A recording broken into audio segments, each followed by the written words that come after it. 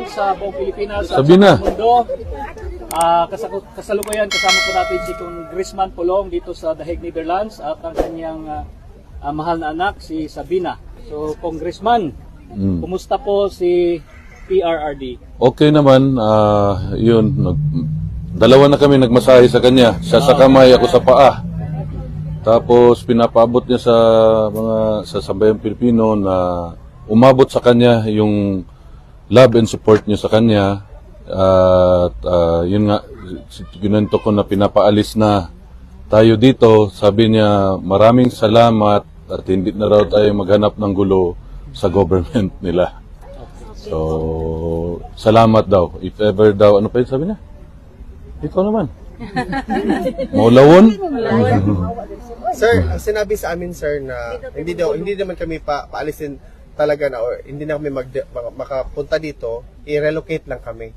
Doon sir, So, doon. dalawa na ang Duterte Park. Ganoon na sir.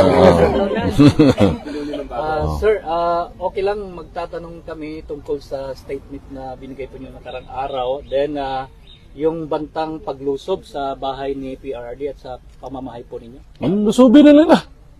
Kanila na kung gusto nila. Nagdoktor lang ito yung mga pulis na yan.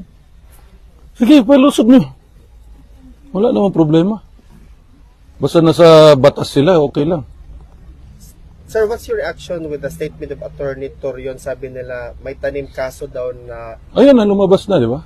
Oo, lumabas na. So, kung hindi ka matalo sa ayuda, matalo ka sa kasuhan, taka. Oh.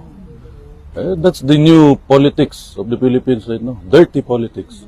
Sanay na tayo dyan. Sir, also the Filipino people wants to know. Alam naman natin sir na si Attorney Kaufman sinasabi niya na the former president is in good spirits. Yes, totoo naman. At saka masaya siya. Sila, nagkwentuhan sila matagal. How is he? Nagmamasahe ako eh. Sir, how is he, ma'am? How's your lolo? Actually, physically.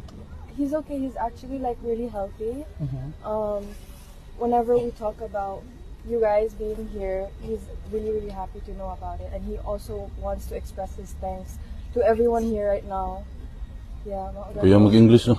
Thank you. Pwede din ako. May reaction ba si dating Pangulong Rodrigo Roa Duterte sa sa pag-file ng defense about jurisdictional?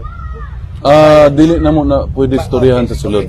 Kay nay naga-monitor sa mo ang meeting, so ginagi-inform namin daan ay isa diya gabantay nga dili pwede istoryahan ng within kanang sa kaso niya diri. Oo. Unsa reaction ni dating Pangulo sir sa fierceness ni VP Inday ngayon sir during his campaign? Mukatawa lang man. Katawa na siya. Every time akong i-mention na mangitag-away si Inday, iguro siya mukatawa. So ako lang po sa punta, sa message niya kay Mayor Baste, sa message niya sa iyang mga apo nga nidagan pagka-congressman o councilor. So nasa yung mga message, pero di na ko isulti na dali. Sorry lang. No problem sir. Sir, okay. Ingon po dahil siya na kaning nahitabo sa iya ha, it is for the Filipino people and his country, walang personalan.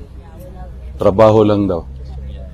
Sir, may reaction ba si Tatay Digong sa statement na sinasabi nila na the next person daw to be jailed sa ICC si VP Inday? Okay raman gani kami tanan na lang para diha namin tanan pamilya.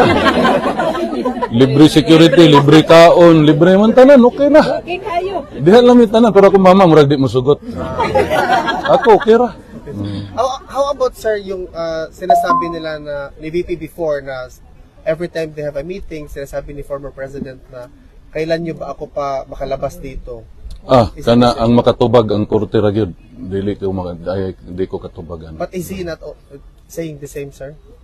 Muta na siya, unsa na may kaso, mo igor po sulti, di pwede istoryahan. Okay. It's between him and the lawyers. Wala ko'y labot. How are you feeling now, sir? Okay na ba? Ako? Gwapo gyud. Gutom na. Wala pa may kaon. Ay, kung additional kasi sa survey karon sa Davao, Pilde na ko, kay gikasuhan naman. dili. 90% ang imuhang Di kay kalaban 4%. gikasuhan naman, mo pantay na na, 50-50 na na. Believe sad ko. Tulo ka bulan ng investigasyon. So personally, sir, as the son of the former president, congressman, are you positive and confident na makauwi talaga si tatay sa Pilipinas? Mao na ginaampo na tos Ginoo. Yes. No? Kay kung asa ka gipanganak dito mo gusto mamatay, di ba? Oh, so mo na imong ginaampo sa Ginoo nga unta makauli. Sir, do you have a reaction na nag-file na daw ng case si Senator Amy Marcos as a result of the Senate inquiry? No comment. Okay, thank you, sir. May iba ka ba? Additional sir, mensahe sa taong bayan as congressman sa Davao City. Sa akong mga kaigsuonan Dabawenyo, karon nakakita na po mong video, dugay-dugay na nahitabo. Sige lang, inyuha gyapong desisyon kung kinsa inyong butohon sa inyong pagka-congressman sa unang distrito. Di ko magbuot o niya giingnan po ko sa abogado kay hantod karon ila pang i-authenticate kung asa gikan ang video. So kay murag nauna man og file ana sa ambot sa IDG ba. Nauna file sa CIDG ang testimony, ang affidavit sa social media usa sa piskal. So di ko kara himo og statement ana kay wala pa mi kadawat og dokumento nga gipailan kog kaso. Daghang salamat sa kanunay ninyong suporta sa kuha ug sa akong pamilya. Og sa iya. Sir, one last question, sir. Maybe it is true na you are the youngest among the siblings. Tinuod. Kasi Sa video karon sir, magyug ka na tiguwang. Mabuyagan na kita. Sir, one last thing, mag-picture na ito mga kababayan. No problem. Unahon Sige. sa ito mga seamen. Okay ra. Okay ra. Oh. Gutom na ba sila? Mas gwapo gutom kay dagan makaon. Para systematic ta guys, Salamat. seaman lang sa una and then pagkauman, pila left to right. Okay.